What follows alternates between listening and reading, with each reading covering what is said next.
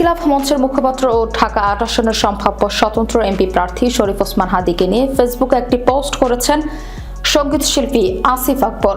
সোমবার রাতে দেওয়া পোস্টে তিনি লিখেছেন, হাদী আমাকে মাঝে মাঝে ফোন করত, টেক্সট দিত। দেশপ্রেমের অগ্নিস্ফুলিঙ্গ এই শরীফ ওসমান হাদী। এই হাদীরা হেরে গেলে কাঙ্ক্ষিত নতুন বাংলাদেশের স্বপ্ন অধরাই থেকে যাবে। আজ হাদী মৃত্যুসজ্জায় জীবন যুদ্ধে আছে। সারা দেশে জন্ম নিয়েছে লাখো লাখো হাদী। এই হাদীরা হারিয়ে যাবার জন্য আসেনি। বাংলাদেশের তথাকথিত সুশীল সমাজ, বুদ্ধিজীবী, সাহিত্যিক, শিল্পী, মিডিয়া কর্মীরা সবসময় যোগ্যে কোপ মারাই ওস্তাদ। তাদের একপাক্ষিক আবর্জনাময় দেশপ্রেম তরুণ প্রজন্ম। আসিফ আকবর আরও লিখেছেন, সোশ্যাল মিডিয়ায় দেশপ্রেমিক হাদীর গুলিবিদ্ধ হওয়ার পর ওনাদের কোনো প্রতিক্রিয়াই চোখে পড়েনি। সবাই যেন টিনের চশমা চোখে দিয়ে এক একটা উঠ পাখি হয়ে আছে।